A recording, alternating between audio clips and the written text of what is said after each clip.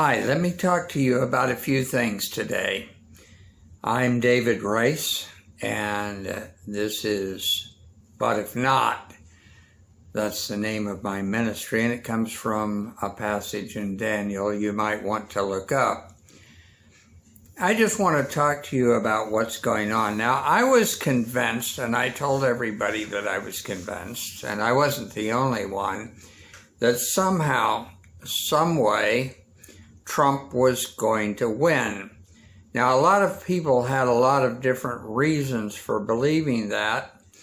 Mine comes from the Bible. It comes from the understanding that the end times started when Israel came back in 1948. Jesus said the generation that saw that happen would not pass away before he returned. That generation turned 73 this year, and so with the generation maxing out, according to David, the psalmist, at 80 years of age, we're getting very close, okay? Extremely close to the end. And that pushes things, and that sets my understanding of timing and what's going on. So, that being said, we had a president, and President Trump, who was not perfect, whom I do not really trust, a man who had an extreme capability to deceive Christians and church members, and that made me very wary of him. Certainly his policies were better for us as Americans, better for our lives and lifestyle than Biden's or certainly Hillary's would have been. And so he was better in that sense, but I do hesitate to make judgments over who is the better demon. One demon appears to be bright and shiny and pretty, and the other demon looks red and fiery and ugly. And we tend to place judgment and say, well, the bright and shining demon has to be a good demon, and the red, fiery, and ugly demon has to be an evil demon. I don't like doing that. And so my take on Trump winning was simply based on the fact that he had a great connection with Israel. When he left office, the very front page of the Jerusalem Post showed a picture of Trump, and it said, "Thank you." It said, "Promises made, promises kept." I know that I have seen video where the chief rabbis in the Orthodox movement in Israel have referred to Donald Trump as Messiah, Messiah ben Yosef, Messiah the son of Joseph, and the chief rabbi in Israel said that what he did in recognizing Jerusalem, moving the embassy, and recognizing the Golan Heights was equal to the miracles of Moses. That touches me, that moves me, and that causes me to think in the direction that I was thinking. That he would certainly gain another 4 years as President of the United States. And that didn't happen. I know that he has an entire town in Israel named after him. There is the town of Trump Heights up in the Golan Heights. They just renamed the train station at the Temple Mount the Donald Trump train station. those things carry a lot of weight when you realize that all end times prophecy is built around the city of Jerusalem and the land of Israel. Everything the beast does relates somehow to Israel. Everything that the Antichrist, the anti-Messiah does, circles around Israel. So the fact that we had a president who was certainly a great friend, probably the greatest friend among the presidents of the United States that Israel has ever had. And so you have a president like that, and you assume that God is going to keep that going. And so now Trump appears to be dead. He's gone. Politically, he is dead. He's out of there. There's another president. And if Biden continues, or Kamala, or whatever her name is, continues as president, then there will never be another election. I mean, there may be an election, but it's certainly not going to be fair, and the only people that are going to win are going to be Democrats. That's just the way it goes. Nobody but a Democrat. It's like the elections. They have elections in China. And guess what? Every single time the Chinese Communist Party wins. When the Soviet Union was in power through Russia, Russia held elections every year. Guess what? The Communist Party candidate was the only one on the ballot. Nobody ran against him, and he always won. And that's the kind of election we're going to have in 2024 if something doesn't change. Now, something has changed a little, and there are promises. I do not want to get off into a lot of strange stuff and conspiracy theories, but there is something going around that's interesting that I want you to watch. Again, I am not a prophet. I'm not saying, "Thus saith the Lord," but I am watching. And I am still convinced that Trump, as a great friend of Israel, has something to do in the future. Something's going to happen in the future revolving around him. And he still has a role to play. Of that, I am convinced. But what I'm going to talk to you about is this theory that everybody, or not everybody, a lot of people are talking about online. There's a young fellow, and I will attach his video into this one. As a matter of fact, let's put that video right here.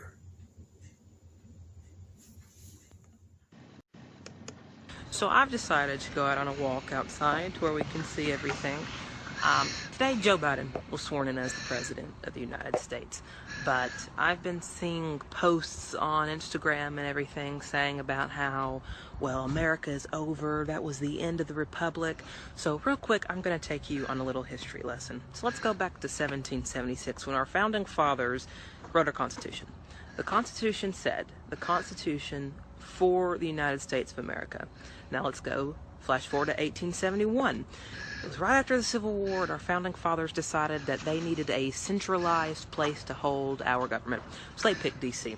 They federalized that land, and they made it what is known today as a corporation. That corporation is owned by the Vatican, it is owned by London, and it has been ever since 1871. Now, what Donald Trump has been trying to do is to remove the corporation. It's that simple. He's wanting to remove the corporation. The Vatican owns the corporation. London owns the corporation. It is separate from the 50 states, which is known as the Republic. So every time you see a flag with gold fringes on it, it means that it's a corporation flag of the United States. Technically, D.C. is a separate entity. It's a separate state. It's a separate country. And Joe Biden was sworn in today as the President of the United States Corporation, not the United States of America. And that is what a lot of Americans today do not understand, because our history books have been written to favor the lies. We are living a lie. The Constitution was changed. It is not the organic Constitution. This is not over. Quit saying that Joe Biden's the president, we're just going to have to deal with it. Let's just go ahead and start learning to speak Chinese. No, stop. That is not true. Joe Biden was sworn in today as the president of the corporation, not of the United States of America. At all. He is not the president of this republic. Donald Trump could not rule as the president while he was still in D.C. because it's a separate... Now, you saw that video with that young man explaining the situation. I have seen some greatly detailed descriptions of what has happened and why that has happened, talking about the same thing that he's basically talking about, but much, much more complicated, going into maritime law and ancient laws and how we are indebted to London and to the Vatican, and how D.C., and I know that D.C. is a separate part, is not part of the United States. It's a city-state, very much like the City of London and Vatican City. It is not part of the United States. It was never intended to be part of the United States. It is a separate entity where the corporation we know as the United States of America exists. That is true. That's always been true. This comes out of ancient Egyptian magic, Babylonian mysticism, the Kabbalah, the Masonic lore, and it was the Masons that put it in.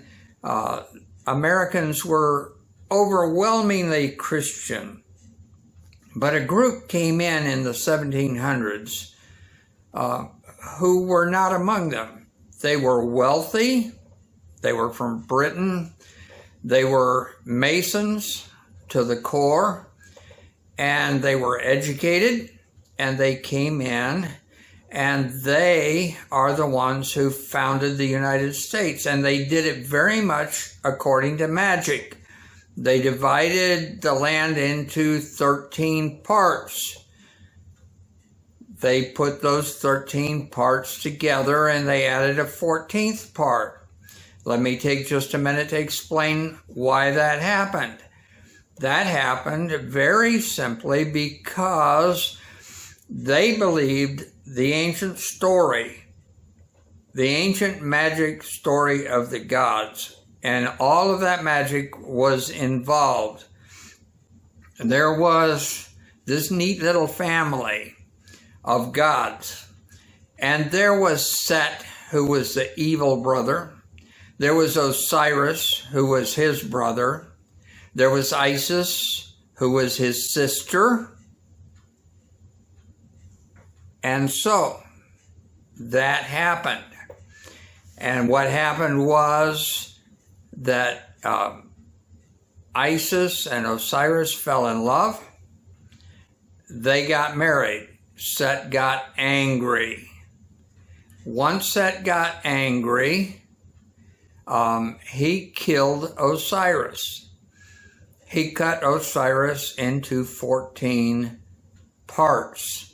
He hid those parts in different places all over Egypt. Isis was still a virgin. She had no children, no heir, and she was very upset, but she was a goddess and she was very powerful. So she went and she searched, and using her supernatural powers, she found 13 of the 14 parts of Osiris.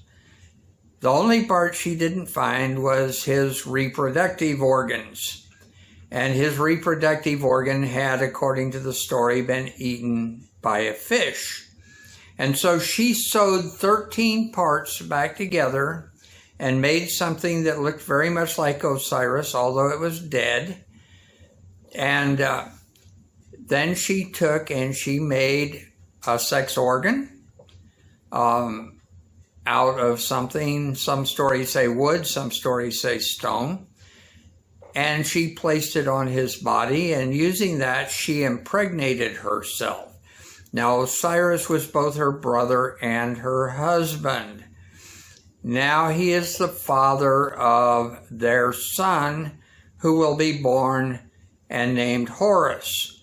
Horus is reincarnated. He is Osiris reincarnated.